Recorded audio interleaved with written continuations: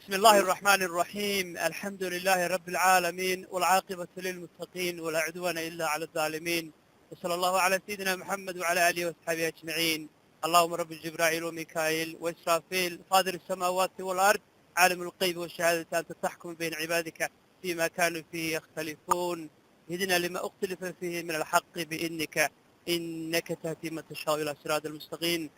أما بعد أيها الأحبة أيها الإخوة والأخوات، maanta waa sabti weeyaan, waa maalintii brograamkeennii aan kula taliyahee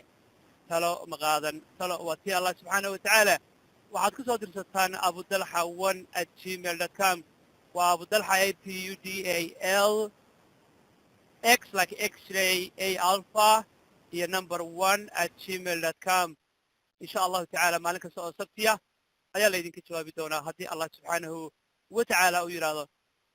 walaalo badan baa jira oo dhiban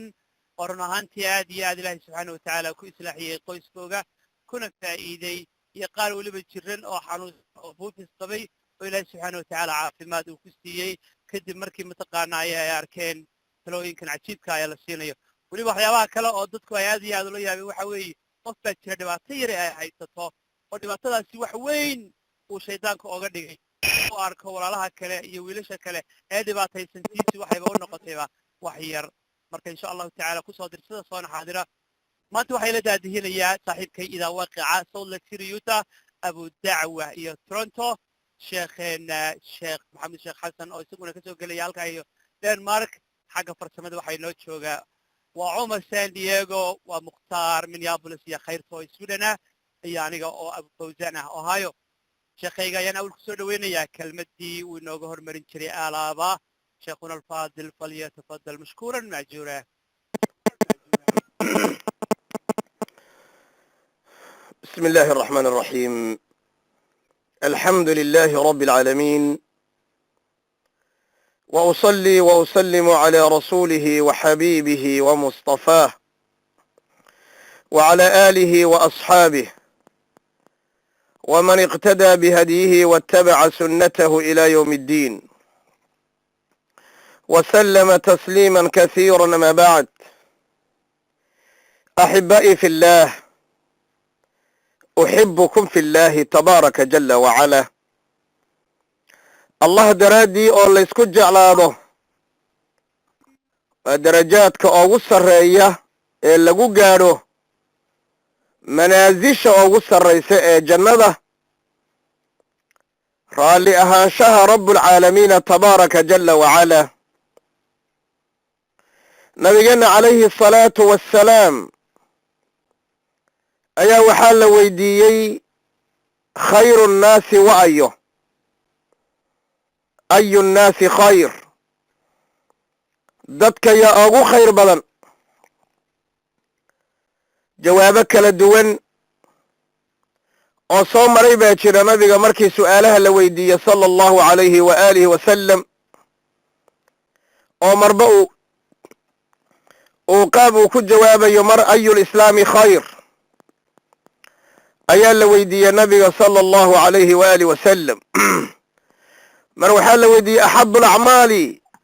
maxay yihiin, mar waxaa la yidhi ayulislaami afdal. kullu dalika nabigu jawaabo kala duwan ayuu ka bixinayey sala allahu calayhi wa aalihi wasalam. laakiin su-aasheennu waxay tahay, markii nabiga la weydiiyey sala allahu calayhi wa aalihi wasalama ayu lislaami khayr, islaamka dhexdiisa maxaa ugu khayr badan? nabigu iطcaamu طacaam wa ifshaau asalaam wa taqra'u asalaam, riwaayo kale wa tuqri'u asalaam. marka iطcaamu طacaam faqrada iyo qaybtaasaan caawa ku istaagaynaa biidni illaahi tabaaraka wa tacaala. nicamka ilaahay uu noo galay walaalayaal lama koobi karo. qaala tacaala wain tacudduu nicmata allahi laa tuxsuuha. haddaad isku daydaan nicamka allah inaad tirisaan ma soo koobi kartaan. saxaabadu waxay aad ugu dadaali jireen khayrka inay nabiga weydiiyaan sala allahu calayhi wasalam. waxay u orotami jireen khayrka iyo wanaagga. falyatanafasi almutanaafisuun. waxay u degdegi jireen jannada waxa lagu gaadho wasaaricuu ilaa makfirati min rabbikum wa jannatin carduha asamaawaatu waalardu uciddat lilmuttaqiin jannada ayay u degdegi jireen islaamkoodu waxa uu ku saxnaan karo oo islaam saxa uu ku noqon karo ayay nabiga weydiin jireen sala allahu calayh wasalam wax alla wixii khayr ah wax alla wixii wanaagah wax alla wixii macruuf ah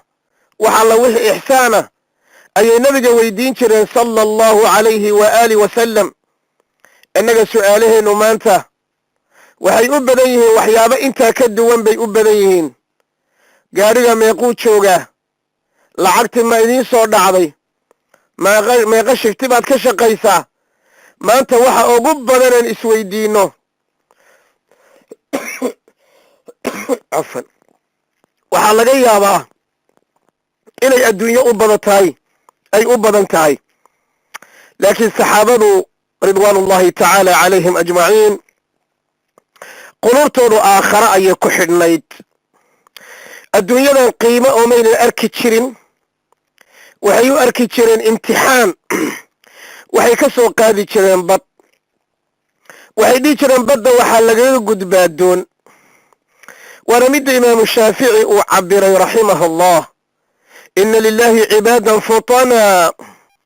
طلقوا الدنيا وخافوا الفتنا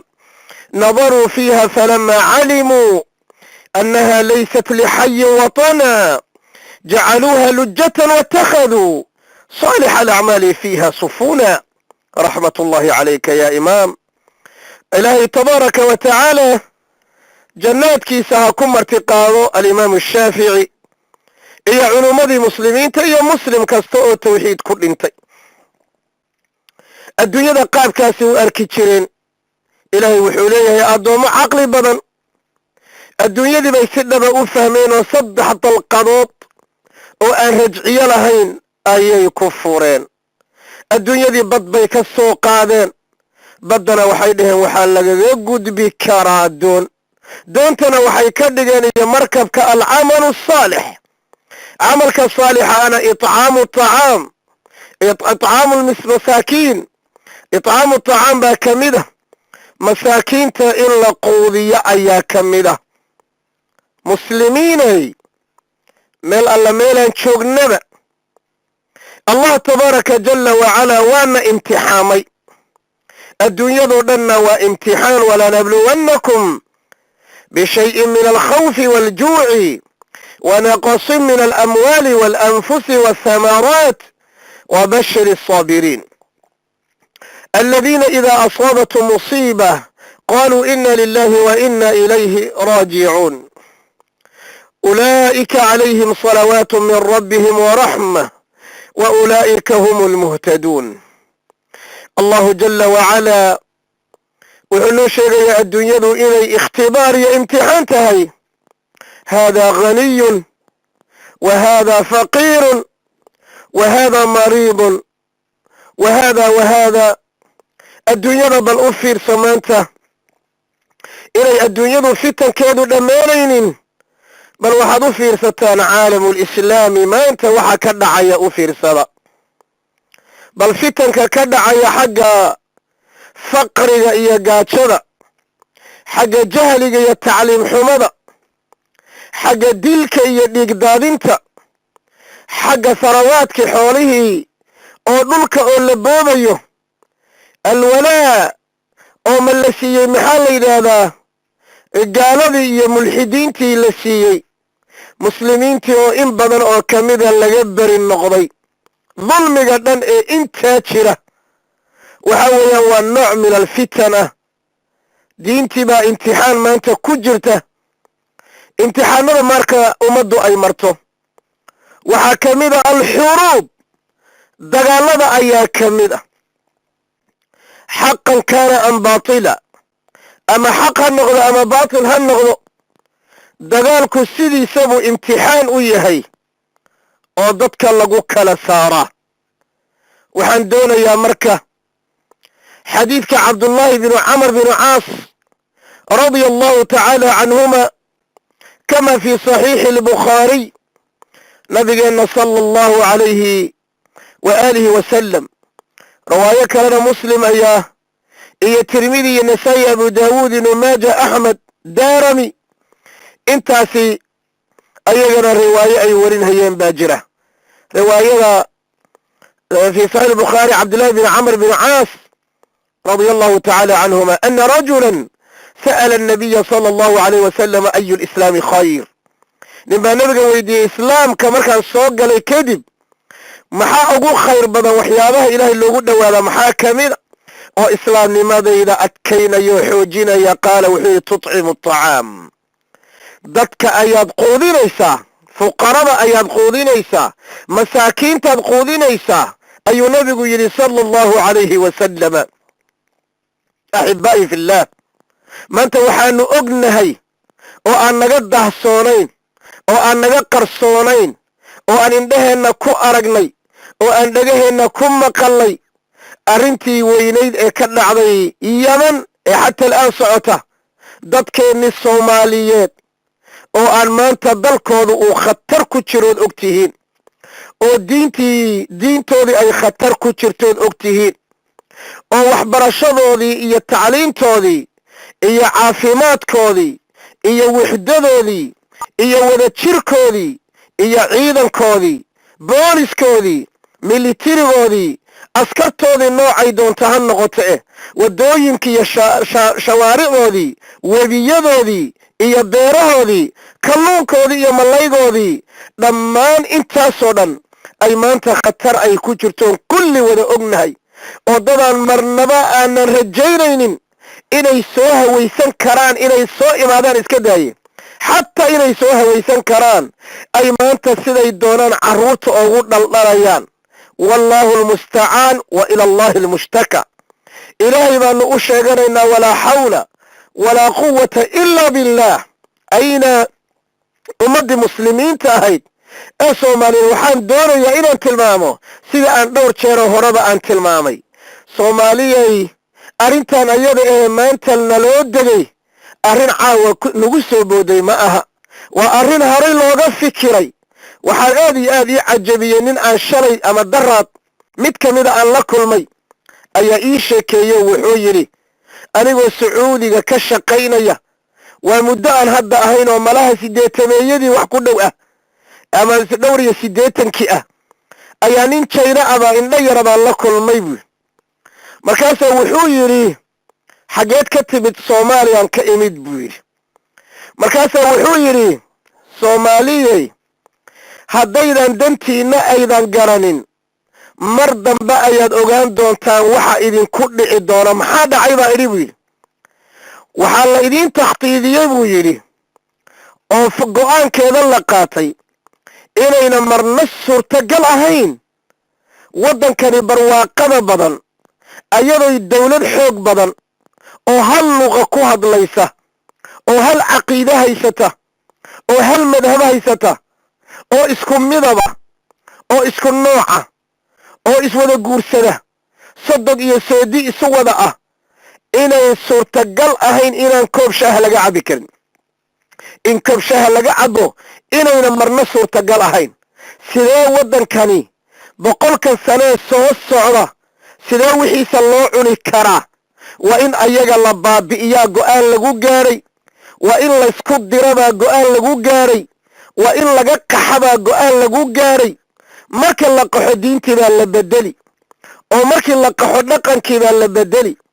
oo markii la qaxo waxaa dhulkii baa loo daba mari oo markii la qaxo acdaada gurigii soo geli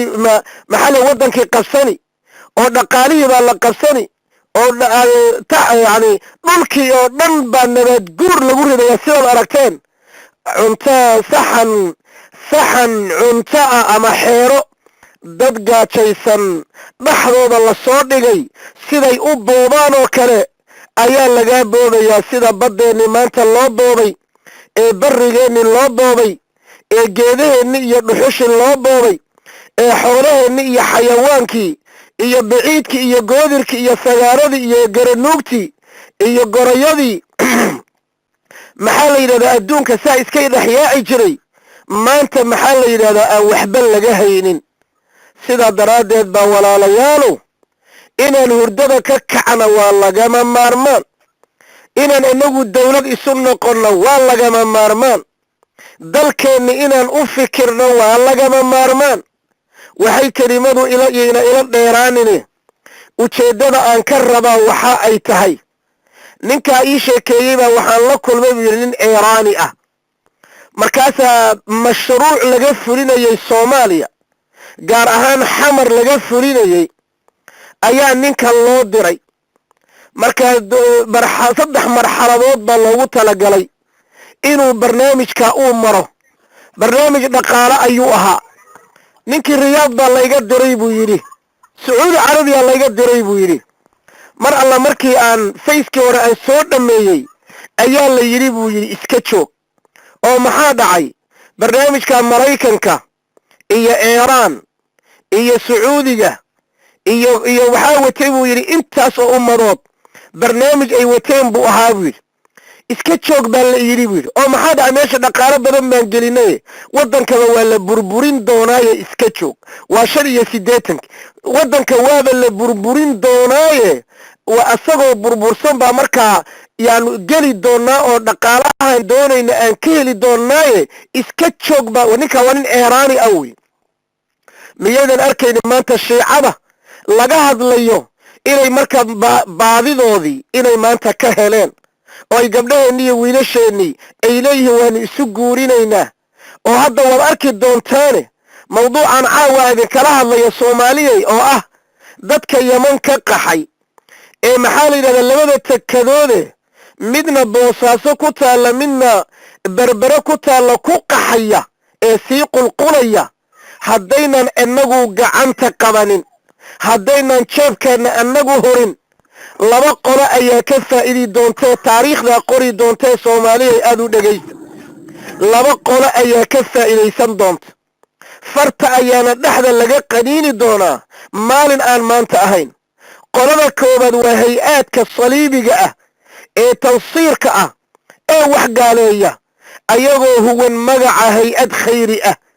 ayagoo huwan magaca gargaar baan wadanaa iyo reer karoos baana la yidhaahdaa magaca ayagoo ku howlgelaya ayay ka faa'iidaysan doonaan kondhomyadaa loo qaybin doonaa bayballadaa loo qaybin doonaa dhallinyaradoodabaa koorsooyin loo furi doonaa dibadaha loo ballanqaadi doonaa kuwo badan oo ka mid a in guruubo loo soo qaado ayadoo qayb ka tahay kolka horeba qaxooti baad ahaydeen dalkana waanu idinka raraynay haddana waa furso kale oo la diidayo qaxootigaasi inuu dalkii dib oogu noqdo waa laga soo daldali doonaa waad arki doontaan ayuhal ikhwa qoladaasi waa qolo aan ciribteeda la mahadin doonin qolada kale waa iiraan qolada kale waa raafidada waa addawla al-ithna cashariya waxaa weeyaan waa qolada hadda sheekhu uu ka sheekaynayey ee uu nooga sheekeeya jazaahu allahu khayra qoladaas ayaga abaa dhulka geli doona oo ka faa'iidaysan doona in alla inta cudur wadata aydhis wadata yacni in alla inta caqiide xun wadata in alla inta mabda' xun wadata in alla inta kufri iyo gaalnimo wadata ayaa waddankaa u tartamaya waxa loogu tartamayana waa jeebka waxa lagaaga qaadan doona dadkana waa jeebka soomaaliya ilaahay baa idinku dhaarinaya oo ilaahay tabaaraka wa tacaala kitaabkiisa iyo sunnadiisa iyo islaamnimadu allana siiye tabaaraka wa tacaala nicmadooda intaanu garanno walaalayaalo aan dadkaasi u gurmanon u gargaarno waaladii nafsu muxammadin biyadihi calayhi asalaatu wassalaam dadka dibadaha jooga haddii uu mid walba $5 uu bishan bixiyo $5 oo keliya oo wallaahi ah hadduu bixiyo qofku hadduu $5 bishan bixiyo maanta inaanu iska daa wax kale ah inaanun hay-ad loo baahanaynin oon hay-ad kiristana loo baahanaynin oo mid eeraani aan loo baahanaynin oo iga wallaahi oo iga billaahi oga tallaahi ah laakiin walaalayaalow haddaan maanta dadkaa jeebkeenna ka bakayno waxaad ogaataa nin walba oo maalinta qiyaamo in maalinta qiyaamo su'aal lagu weydiin doono war hooy ma gudatay mise maadan gudanin asagoo waxba haysanin buu ka tegay yaman wuxuu toogaa takada berbere iyo midda boosaasuu joogaa culimmadii waa kuwa qayliyaya ay oohintiiyo ilmadu ay ka dhammaatay ayagoo doonaya inayna dad kale gacanta dadkan u gelin ayagoo doonaya inay dadkooda badbaadiyaan ayagoo doonaya inay caqiidadooda badbaadiyaan ayagoo doonaya carruurta yaryarka ah inaynan dad kaloo hay-aad khatar ah oo ama diintooda iyo gaalnimo u sababa inayna gacanta u gelin ama kuwa muslimiin sheeganaya oo caqiidadoodu ay faasi tahay abubakar iyo cali bin abubakar iyo cumar iyo caaisha inay ahlu naar yihiin ba aaminsan oo janno lagu gelayo tawxiidkuna oo sidaas saxiix ku noqonayo warma inay dadka maraakiib soo raraan oo ay walaalayaal cudurro iyo ay dhisi ay soo raraan oy caqiido xumo soo raraan walaalayaal nafteennu raalli ma ku tahay annaga waan iska qosallaa oo waan iska murannaa oo waan iska dharagnaa walaalayaalow arrintaa qof walbow muslimahow oo inna damiir uu ku jiro muslimnimo awalan oo uu innaba ku jiro damiir soomaalinimo oo innaba uu ku jiro damiir wadaninimo uu ku jiro arrintaasi waa inaan xil iska saarnaa oo ummaddaasi walaalayaal aan wax u qabannaa oo culummada noo dhawaaqaysa aanu u dhaga fududaannaa soomaaliyayna waxaad ogaataan bacd allah inta soo hadha soomaalida waxa badbaadiyey bacdallaahi waa dadka culummada ah hadday caqiide ahaan u badbaadaan dadkaasaa badbaadiyey hadday dhaqaale ahaan u badbaadaanna dadkaa unbaa badbaadiya bacd allah waa arrin aan la inkiri karin maanta dadka aan culummada aan ahayn wixii soo gaara in la saara waad ogtihiin inayba adag tahay oo lagu shaqaysanayo la doonayo waddanka inuu qaxooti intuu laga dhigo dadkii in lagu shaqaysto wixii yimaadana jeebka lagu shubto walaalayaalow gacan aamin ana ku rida walaalayaalow aan walaalayaal dadkaa aan caawinno oo arrintaa aan u gurmanno walaalaha degan maraykanka aad bay u badan yihiin walaalayaalow arrinkaa iyo dhawaaqa iyo nidaha qaata oo waad u istaagteene qof walba oo dibadda joogo bisha $5 basa bixi 3 bilood baan qabsanaynaa walaalayaal inta qaxday waa intii xoolaha lahayd inta qaxday waa intii fursadda heshay 3 milyan baa joogta waddanka ama 2 milyan baa joogta dadkii intoodii kale walaalayaal ma qixin dagaalkiina waa ku socdaa xuusiyiintii baa xaggan ka laynaya calayhi min allahi maa yastaxiquun marka inay badaha ku dhammaadaan bay noqonayaan waxaan ugu baaqayaa dadka muslimiinta asaan maantaba aan sheegay kelimo aan duubay dadka soomaaliyeed meel alla meelay joogaanba soomaalidu waa walaalo oo soomaalidu waa mid oo soomaalidu waa hal qoys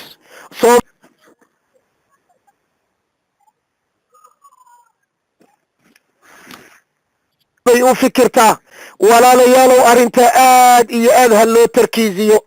arrintaa aad iyo aad ha loo xoojiyo meesha laga fiirinayana arrintaa ha noqoto allah waxaan ka baryaa jalla wacalaa inuu dadkaasi u gargaaro dhibka haystana alla uu ka qaado badahana uu ka badbaadiyo markay ka gudbaanna ilaahay tabaaraka wa tacaala mid walba meeshii nabad iyo diintiisa ugu badbaadayso ilaahay inuu gaarsiiyo ayaa ilaahay oga barya tabaaraka wa tacaala waxaan baa khaasa u jeedinayaa masaajidada iyo culummada hormuudka ka ummaddan soo qaxday inay bacdallahi ayagaa ilaahay ku badbaadiyee inay arrintaasi xil weyn iska saaraan oo ayna cidno ooga gabanin oo ay bulshada dhex galaan oo ay soo kulmiyaan oo xataa carruur dhallinyarada yaryarka alla dareensiiyo arrintan mustaqbalka dheer ee laga damacsan yahay haddaana maanta gacanta qabaninna mar dambe ayaa farta dhexda laga qaniini doona allah waxaan ka baryay inuu arrintaasi noo fududeeyo waana imtixaamanahaye imtixaankaa kuwa ku baasa ilaahay inuu naga dhigo ayuha alikhwa caawa ila talidii kelimadii ka horreysay ayu lislaami khayr itcaamu طacaam ama تطعم الطعام انت ايان كسو كوبيا الهينا انو نغو انفعو ايان الله ويديسان تبارك وتعالى وحان كوريتشينا يا ميغا ولا لها وناق يا خيرك مرول بكتو مينو انو دادي هي barnaamijkan ila talida barakaysan ku soo dhawaada idinkoo mahadsan baaraka allahu fiikum